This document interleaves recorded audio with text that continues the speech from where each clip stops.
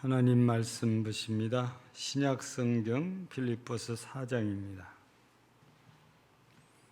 신약 성경 빌립보서 4장 4절에서 7절까지 봉독해 드립니다. 322쪽입니다. 주 안에서 항상 기뻐하라. 내가 다시 말하노니 기뻐하라. 너희 관용을 보던 사람에게 알게 하라. 주께서 가까우시니라. 아무것도 염려하지 말고 다만 모든 일에 기도와 간구로 너희 구할 것을 감사함으로 하나님께 아뢰라. 그리하면 모든 지각에 뛰어난 하나님의 평강이 그리스도 예수 안에서 너희 마음과 생각을 지키시리라. 아멘. 이 빌립보서는 우리 옥중서신으로 이렇게 우리에게 알려져 있지요.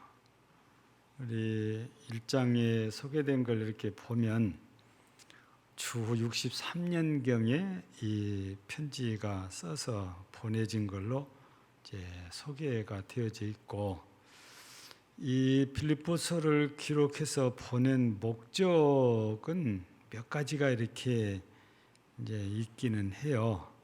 근데 그 중요한 것 중에 하나가 당시의 핍박이 굉장히 심했던 때라, 이런 어려움 속에서 신앙을 지켜가는 빌립보 교회 성도들을 위로하고 격려하고, 그리고 믿음에 굳건히 서서 이때를 꼭 이겨나라고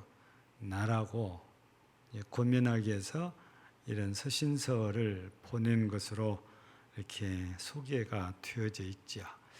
좀 거슬러 올라가면 이 63년경에 이 서신서가 쓰여진 것은 바울 사도가 로마에 이렇게 이미 압송되어서 셋집에 살고 있을 때, 그러니까 우리식으로 표현하면 교도소가 아니고 가택연금 상태에 있을 때에 이 서신을 이렇게 보내는데, 61년이죠. 주 61년경에 예루살렘에서 고소를 당하지요. 근데 바울을 죽이려는 그런 유대인들의 아주 나쁜 그런 계략을 이제 보여준 거죠. 그래서 두 번이나 죽이려고 이렇게 했지만 하나님께서 은혜 주셔서 이제 그런 어려움을 잘 넘기고 로마 시민권을 이용을 해서 재판을 내가 로마 황제에게 받겠다 해서 유대인들이 더 이상 재판에 관여하지 못하도록 해버린 거죠. 그래서 바울 사도는 가이사에게 재판받기 위해서 로마로 압송되어져 가서 로마에서 이제 상당 기간 이제 셋집에 사는데, 성경에서는 약 2년을 이렇게 얘기를 하고 있습니다. 2년 동안 이제 셋집에 살면서 전도를 이렇게 했는데, 그때에 이렇게 빌립보서가 이제 보내진 것으로 이렇게 알려져 있습니다. 근데 오늘 4절 첫머리에 이렇게 보면 주 안에서 항상 기뻐하라 이렇게 권면하고 있잖아요. 내가 다시 말하노니 기뻐하라. 그냥 기뻐하라가 아니고 주 안에서 기뻐하라. 우리가 주 안에서란 말은 다른 말로 바꾸면 주님과 함께라는 뜻이죠. 내가 주님 안에 있다는 것은 내가 주님과 함께 있다는 의미가 되지 않아요. 그래서 주님께서는 내 안에라고, 우리 요한복음 15장 포도나무 비유를 통해서 내 안이라고 주님은 그렇게 표현하거든요. 근데 바울 사도는 주 안에라고 표현하는 거죠. 주님과 함께하는 것. 그래서 내 안에 있다는 것은 포도나무 비유를 통해서 포도나무 가지가 포도나무에 붙어 있는 것을 의미하잖아요. 붙어 있다는 것은 함께 있다는 뜻이죠. 그래서 주 안에서란 말도 주님과 함께 하는 것을 이제 염두하고 이렇게 표현을 하고 있거든요. 그러니까 우리가 여러 가지 환경이 있어도 그리스도인으로서 가장 가장 합당한 것은 우리가 주님과 함께 있다면 현실을 초월할 수 있어야 되고 환경을 초월할 수 있어야 되잖아요. 그런 모습이 우리에게 나타나야만이 진짜 주님과 함께 한다는 것을 확신을 할 수 있는 거죠. 그래서 일찍이 우리가 창세기 5장에서 보면 에녹이라는 사람이 65세에 무두셀라를 낳았고 300년 동안 하나님과 동행하여 살았다. 그러다가 하나님께서 데려가심으로 땅에 있지 아니했다. 여기서 하나님과 동행했다는 말도 하나님과 함께했다는 것이지요. 예. 근데 우리가 성경을 이렇게 읽어 보면 우리가 아무리 하나님과 함께하려고 힘쓰고 애써도 그게 우리 뜻대로는 되지 않아요. 하나님께서 그걸 받아주셔야 되죠. 근데 성경은 감사하게도 하나님께서 우리와 함께 하시고자 하시잖아요. 그 증거가 예수님께서 이 땅에 육신을 입고 오신 거죠. 우리가 마태복음 1장 23절에 보면 처녀가 잉태하여 아들을 낳으려는데 25절에 했던 걸 보면 하나님이 우리와 함께 계시다. 그렇게 해석을 해놨단 말이에요. 하나님께서는 우리 중에 함께 하시고 싶어서 우리와 똑같이 육신을 입고 이 땅에 오셨던 거지요.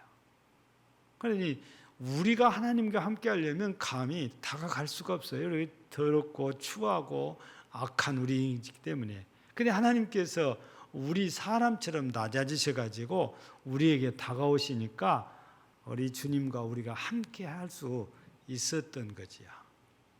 근데 우리가 그때의 시대는 그런데 지금은 하나님께서 육신으로 우리 가운데 함께 하신 것이 아니고 성령으로 우리와 함께 하시잖아요.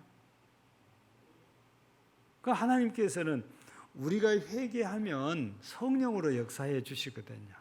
우리가 회개해서 깨끗하게 되면 그때 하나님이 역사하시니까. 그래서 바울 사도가 이 빌립보 교회에 주 안에서 기뻐하라는 것은 하나님과 주님과 함께 하는 것을 기뻐해라. 지금 현실이 고달퍼도 괴로워도 고통스러운 일이 있어도 힘든 일이 있어도 어려운 일이 있어도 주님이 함께 하시니까 기뻐해라. 이 메시지를 지금 전달을 하고 있어요. 그런데 힘들다고 해서 주님과 함께하는 것을 포기하는 사람들 그리고 떠나버린 사람도 있잖아요. 우리 1차 전도여행 때에 바나바와 바울과 함께 했다는데 누가 함께 했죠? 1차 선교여행 때 바울과 바나바가 함께 하는데 한 사람이 더 같이 가잖아요. 그가 마가라는 거예요. 바나바의 조카. 근데 밤빌리아라는 곳에 이르러서 되돌아가 버립니다. 혼자.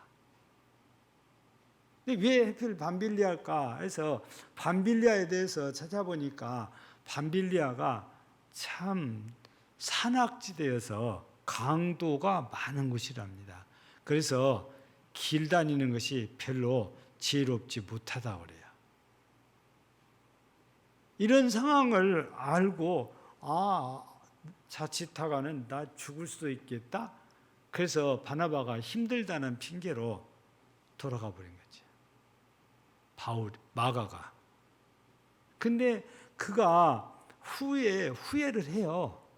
그래서 다시 돌아와서 복음 사역에 동참한 사실을 우리가 어디에서 보면 가장 확실하게 알 수 있냐면 디모데후서 4장에서 보면 그게 가장 확실하게 나타나요.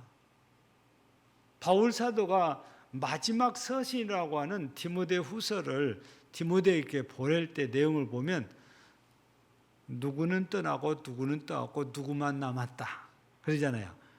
근데 그때 당시는 떠날 때 데마는 세상을 사랑하여 데살로니가로 갔고 그렇게 돼 있잖아요. 근데 그 다음 절에 보면 누가만 나와 함께 있느니라. 그래서 누구는 떠나고 누구는 지금 현재 바울과 함께 있다는 사실을 알리면서 너 빨리 겨울이 오기 전에 빨리 와라. 가죽 성경 가져오고 내 에투가 어디 있으니까 그 에투도 올 때 꼭 갖고 와라. 이런 개인적인 그런 부탁과 함께 이 디모데에게 이 서신서를 이제 보낸 그 내용 속에서 보면 역시 마가만 주님을 떠난 것이 아니고 데마도 이렇게 세상을 사랑해서 떠나버리는 이런 사례가 성경에 나오죠. 근데 바울 사도는 이렇게 고통을 당하면서도 주님을 떠나지 않아요. 그러면서 빌립보 교회 성도들도 이 핍박 가운데 있는 걸 알기 때문에 주 안에서 기뻐하라. 내가 다시 말하노니 기뻐하라. 그러니까 지금 어려움을 기쁨으로 잘 감당해 줄 것을 바울 사도는 주문을 지금 하고 있다는 겁니다. 근데 바울 사도가 어떻게 해서 이렇게 주 안에서 기뻐할 수 있었을까? 여러분, 일반적으로는 우리가 어려운 형편이 되면, 어려운 환경이 되면 기뻐하지 않아요. 다 싫어합니다. 그리고 이렇게 기뻐하는 것이 아니고 원망이 쏟아지고 불평이 쏟아지고 그러잖아요. 여러분, 우리가 사도행전 16장을 보면 바울이 마게도냐의 첫성인 빌립보에 가서 복음 전하는 중에 누구를 만나요? 귀신 들린 점친의 종을 만나는데 처음에는 그냥 갔지만 계속해서 따라다니면서 바울을 따라다니면서 지극히 높으신 하나님의 복음을 전하는 자요. 그러면서 귀찮게 하거든요. 그러니까 바울 사도가 구원받을 만한 믿음이 있는가 보다 해서 고쳐주잖아요. 귀신이 떠나요. 그 사건 때문에 이 여종의 주인이 자기 생업에 문제가 생겼다 해서 뭐 앞뒤 가릴 것 없이 막 두들겨 패다가 감옥에다 가두잖아요. 그러면 바울과 실라가 이 정도 됐으면 얼마나 이거 원망스러운 일입니까? 아니, 나는 싸우려고 한 것도 아니고 오직 복음 전하는 것뿐인데 하나님께서는 어떻게 전도하는 주의 종을 이렇게 두들겨 맞게 하고 피투성이가 되게 하고 감옥에 갇히게 하냐? 이거는 원망과 불평을 말하는 거예요. 근데 신기하고 놀랍게도 바울 사도는 이 빌립보 감옥에서 원망하지 않아요. 불평하지 않아요. 그날 저녁에 도리어 하나님을 찬미하고 기도를 해요. 그랬더니 지진이 납니다. 지진이. 그래서 옥토가 무너지고 문이 떨어져 나가고 그러더니 이 일을 통해서도 바울 사도는 간수장을 전도를 하게 돼요. 만약에 바울 사도가 여기서 이 환경을 나쁘게 생각해서 원망하고 불평하고 막 소리 지르면서 난 죄가 없느라고 이렇게 발버둥을 쳤더라면 그 안에 있는 사람이나 간수나 바울 사도 별 볼 일 아니게 봤을 거예요. 근데 맞을 때도 가만히 앉아 맞고 감옥에 들어와서도 다른 죄수들하고는 너무 달라요. 다른 죄수들은 막 불안하고 초조하고 막 그런 데인데 바울 사도와 실라는 그렇지 않아요. 당당해요. 그러더니 밤에 하나님께 찬송을 부르고 밤에 하나님께 기도를 했더니 하나님께서 바울 사도의 기도를 들으시고 응답해 주셨던 거거든요. 여러분, 바울 같은 경우 그냥 주 안에라고 말한 것이 아니라 자신이 주 안에서 살려고 무척이나 애를 씁니다. 그러면서 이제 다른 교회에 서신서를 보낼 때, 즉 빌립보 교회 성도들한테 주 안에서 기뻐해라 이런 메시지를 전달을 이제 하게 된 거잖아요. 여러분, 우리도 그리스도인이라면은 어려움 당할 때 괴롭다, 힘들다 하면서 원망하고 불평하고 이럴 것이 아니고 하나님을 찬양하고 하나님께 기도함이 마땅한 바울 사도를 보니까 그래요. 그런 걸 보면 바울 사도는 환경에 따라서 기뻐했다가 슬퍼했다 그런 거 아니에요. 감옥에서도 기뻐했으니까. 바로 바울 사도가 말하는 주 안에서 기뻐하라는 이거는 환경을 초월한 그런 상태를 말하잖아요. 우리는 하나님께 감사하자 그러면 감사할 일이 없대요. 근데 알아보면 감사할 일이 산더미처럼 쌓여 있어요. 없는 게 아니고. 그냥 내가 생각할 때 어떤 게 감사할까 하는 게 돈을 그냥 벼락치듯이 주어야 감사한다는 거예요. 근데 늘 말씀드리지만요, 우리는 오늘 아무 일이 없는 것에 감사해야 돼요.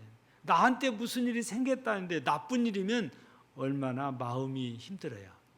근데 이런 일들이 하나도 안 생겼다는 해서 우리가 그만큼 평안하다 그 말이에요. 이게 범사에 감사한 거예요. 평안하니까. 그래서 성경은 우리에게 감사, 범사에 감사하라는데 이런 어려운 일이 안 생길 때에 우리는 언제라도 이렇게 감사하고 살아야 되거든요. 근데 이 감사도 주 안에서 감사해야 될 그런 일이지요. 바울 사도는 감옥에서도 감사하면서 기도했더니 하나님께서 이런 은혜를 이렇게 주셨지 않겠습니까? 예? 그때 그러니까 우리가 보통 일세기라고 표현하거든요. 이게 100년이 넘어가면 그때부터는 이제 2세기라고 그러잖아요. 근데 1세기 때는 정말 핍박이 말로 다 할 수 없었어요. 예. 로마 정부가 기독교인들에 대해서는 정말 가혹할 만큼 핍박을 하죠. 그래서 어떤 사람들은 원형경기장에 끌려나가서 사자 밥이 되기도 했잖아요. 여러분, 다니엘 얘기가 아니에요. 신약시대 얘기들. 지금이야 뭐 어떻게 그런 일이 있겠어요? 근데 아니에요. 그때는 그래요. 지금은요, 이슬람의 아주 강경한 이슬람 사람들이 그보다 더 무섭게 죽여요. 사람을. 기독교인이라는 것 때문에. 자기들한테는 절대 선교하지 말라고 하고 자기들은 우리한테 선교를 열심히 해요. 자기들을 전도하려고 하면 이슬람은 우리를 죽입니다. 그러면서 자기들은 기독교인들을 전도해서 데리고 가려고 애를 많이 쓰지요. 그래서 돈 때문에 넘어간 사람들도 적지 않아요. 돈이 많으니까 이슬람이 다 중동이잖아요. 그래서 석유 때문에 돈이 많아요. 지금 우리한테 뭐 들려진 정보에 하면은 돈 한 푼도 안 내고 아예 생활비까지 받아가면서 유학을 한 사람들이 있어요. 전부 다 이슬람의 배우가 이슬람이에요. 공짜로 유학 다 하게 하고 먹고 살게 해주고 용돈 주고 한국으로 들어보냅니다. 한국 가서 너희가 이슬람 전도사를 해라. 그래서 우리가 알지도 못하는 상태에서 한국인들도 이슬람 신자들이 의외로 많습니다. 예. 제가 그 짤막한 책이 있어요. 이제 우리나라는 이슬람을 우리 교단 쪽으로 이렇게 반대하다 보니까 이슬람의 반대 운동을 하는 책들을 이렇게 펴내는데 그 중에 체험 사례가 들어있는 책이 있는데 거기에 이런 얘기가 들어있어요. 자기는 아무것도 모르고 좋다 해서 따라갔어요. 뭐 처음에 좋았죠. 뭐 돈 없이 그냥 공부할 수 있으니까. 근데 이 사람은 온건한 이슬람 신도를 만난 게 아닌 것 같아요. 아주 강경한 사람 만난 것 같아요. 가면 갈수록 요구한 것이 겁날 정도로 요구를 해요. 처음에는 잘해주니까 좋다 좋다 했는데 시간이 갈수록 달라지는 거예요. 그래서 이 사람이 나오려고 그러니까 지금까지 네가 쓴 돈 다 내놓으면 보내줄게. 근데 이 사람은 자기가 얼마 받아 쓴 줄도 모르거든요. 해봐야 학비밖에 몰라요. 단단히 올무에 걸려버린 거잖아요. 또 어떤 여자분은요, 이슬람 남자하고 결혼을 해서 시집을 갔는데 가보니까 부인이 2명이나 더 있어요. 기겁을 한 거예요. 결혼하기에는 그렇게 잘해준 남자가 남편으로 딱 바뀌었어요. 애인이 남편으로 딱 바뀌어가지고 집에 가서 그런 일 있어가지고 나 가겠다 그러니까 그렇게 보내주냐? 안 보내줘요. 안 죽을 만큼 두들겨 패요. 강제로 개족을 시킵니다. 그래서 서울 가면 어쩌저쩌 해가지고 여기서 도망쳐 나온 여성들, 우리 한국인들인데 결혼했다가 도망친 여성들이 숨어서 지내는 장소가 있어요. 이게 정부에서 제공하는 곳입니다. 우리 이슬람 잘 몰라서 그러거든요. 근데 그 사람들은 자기들 나름대로지만 우리는 우리대로 그래서 예수 안에서 주 안에서 우리가 살아야 된단 말이에요. 이런 어려운 때에 여러분 이그나시우스라는 이런 감독이 있었는데 이 감독이 얼마나 핍박이 심했던지 이 감독도 로마로 호송을 받게 가요. 끌려가요.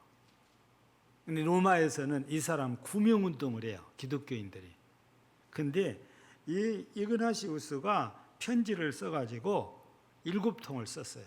그리고 로마 교회 성도들은서 절대 나를 위해서 구명운동을 하지 마시오. 나는 바울 같은 사도도 아니고 베드로 같은 사도도 아닙니다. 나는 그냥 죄인일 뿐입니다. 나를 위해서 아무것도 하지 마십시오. 그러면서 자기는 죽이면 죽을 각오를 다 하고 있대요. 그래서 결국에 이 107년, 그러니까 주 107년 9월 달에, 9월, 이렇게 이때쯤이죠. 9월 달에 자기가 지은 순교의 노래를 부르면서 순교를 당했다 그러거든요. 불도 좋고 십자가도 좋으며 굶주린 맹수도 좋고 내 사지를 찢어도 내 배를 가르고 팔다리를 자르고 내 온몸을 난자해도 좋습니다. 오직 그 길을 따라 예수 그리스도께로 갈 수만 있다면 그 모든 게 수치가 아니라 최고의 영광일 것입니다. 내가 원하는 것은 우리를 위해 죽으시고 우리를 위해 부활하신 그분뿐입니다. 이렇게 노래를 지어서 불렀다고. 그러면서 당당하게 순교를 당했대요. 이그나시우스 감독이. 여러분, 이렇게 어려운 때에 바울 사도도 교도소에 있었고 감옥에 갇혀 있었고 빌립보 교회 성도들에게, 이런 고난 가운데 있는 성도들에게 그래도 주 안에서 기뻐해라, 이 권면을 하는 거예요. 환경을 초월해서 기뻐하는 거죠. 그러면서 5절에 보면은 무슨 얘기가 나와요? 너희 관용을 모든 사람들에게, 지금 자기들을 핍박하는 사람들에게 관용을 베풀어라.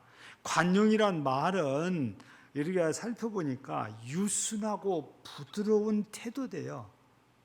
지금 나를 죽이려고 해야 되는 그 사람에게 유순하고 부드럽게 대해주라는 것입니다. 이거 쉬운 거 아니잖아요. 지금 억울하잖아요. 그런데도 유순하게 대해래요. 부드럽게 대해래요. 그래야 이것이 진짜 관용이다 그럽니다. 그래서 오늘 5절에 너희 관용을 모든 사람에게 알가라. 주께서 가까우시니라. 빌립보 교회 성도들에게 주 안에 있는 사람은 이렇게 관용을 베풀며 사는 거다, 이 얘기거든요. 여러분, 우리 마태복음에서도 이 관용을 베푸는 모습을 좀 이렇게 표현을 해놨어요. 악한 자를 대적하지 말라. 누구든지 네 오른편 뺨을 치거든 왼편도 돌려대며 또 너를 고발하여 속옷을 가지고자 하는 자에게 겉옷까지도 가지게 하며 그래요. 이게 관용을 베푸는 거예요. 근데 우리는 어떻습니까? 절대 내 것은 안 뺏기고 싶어 하잖아요. 애맨 소리 듣기도 싫어하잖아요. 억울한 소리 듣기 싫어하잖아요. 만약에 그런 소리면 분이 막 안 풀리잖아요. 그런데 바울 사도를 통해서 주시는 메시지는 그래도 관용을 베풀어라. 모든 사람들에게 관용이 뭔지 알게 해라. 우리 그리스도인들이 평소에 좋을 때 관용을 베풀고 살다가 어려운 일이 당하면은 그게 딱 달라지거든요. 그럼 세상 사람들이 아이고 교회 다닌 것도 별것 없네. 그렇게 또 지금까지 잘 받고 살았으면서도 한 번 이렇게 잘못되면 세상 사람들 우리들을 아주 나쁘게 얘기를 하거든요. 그래서 우리가 관용을 베풀고 사는 것은 유순하고 부드러운 태도이기 때문에 상대방을 비난하거나 비판하거나 혹은 또 원망하거나 불평하거나 이런 것 자체를 안 합니다. 주 안에 있다는 것은 바로 이렇게 아무런 그런 것이 없는 것처럼 관용을 베푸는 삶이다. 그리고 우리가 주 안에 있다면 오늘 본문의 6절에 이렇게 소개된 걸 보니까 기도해라 그거잖아요. 아무것도 염려하지 말고 다만 모든 일에 기도와 간구로 너희 구할 것을 감사함으로 하나님께 아뢰라. 여러분 주 안에 있는 사람들은 기도하는 사람들이라는 겁니다. 우리 기도하고 살아야 된다는 건 말씀이거든요. 그런데 우리가 어려움을 당하면 기도가 아니라 더 마음이 상해가지고 세상으로 가는 사람들도 이제 간혹 이렇게 있어요. 근데 우리가 주 안에서 기도한다 그러니까 그러면 예수 믿는 사람이 기도하지 안 믿는 사람이 기도합니까? 근데 불교에서도 기도한다고 그러잖아요. 백일 기도, 천일 기도 다 합니다. 여러분 불교만 기도란 말을 쓰는 게 아니에요. 다른 종교들도 기도한다고 그래요. 근데 성경에서 우리들한테 주 안에서 기도하라는 겁니다. 이건 믿음으로 기도하라는 이런 말씀이거든요. 근데 주 밖에서 그러면 기도하면 뭐냐? 하나님과 상관없는 그런 믿음으로 기도하는 건데요. 우리는 예수를 믿는 믿음의 사람이니까 당연히 예수 이름으로 기도해요. 근데 다른 측면에서 이렇게 보면 야고보서에서 이런 말씀을 이렇게 주세요. 4장 3절에 보면 구하여도 받지 못하면 정욕에 쓰려고 잘못 구하기 때문에. 여러분 정욕에 쓰려고 구했다는 것은 예수 밖에서 기도하는 사람들이에요. 예수 안에서 기도하는 사람들은 자기 욕심 따라서 기도하지 않아요. 예수님 떠난 사람들이 예수 밖에서 나가서 자기 욕심을 채우기 위해서 기도하는 거지요. 이런 사람들에게는 아무리 기도해도 하나님께서 응답하시지 않겠다. 이게 바로 야고보서에서 우리에게 깨우쳐 주시는 그런 말씀이세요. 그러니까 우리는 어떤 경우에도 감사함으로 기도해야 됩니다. 주 안에 있다면. 우리 주 안에 있는 것만으로도 무지하게 좋은 거잖아요. 그래서 예수님께서는 십자가의 죽음을 앞두고 무슨 말씀이세요? 요한복음 16장 24절에서 지금까지는 너희가 내 이름으로 아무것도 구하지 아니하였으나 구하라 그리하면 받으리니 너희 기쁨이 충만하리라. 예수 안에서 기도하면 하나님께서 응답을 주셔서 우리가 기쁨이 충만케 해 주시겠다. 이런 약속의 말씀입니다. 사랑하는 우리 성도 여러분, 우리는 주 안에 있는 사람이고 주 안에서 살아야 될 사람입니다. 곧 주님과 함께 살아야 되고 주님과 함께 해야 될 사람들이라는 말씀입니다. 그렇다면 당연히 우리는 이 세상을 본받으면 안 되지요. 그래서 로마서 12장에서 보면 2절에서 너희는 이 세대를 본받지 말고 마음을 새롭게 함으로 변화를 받아 하나님의 선하시고 기뻐하시고 온전하신 뜻이 무엇인지 분별하도록 해라.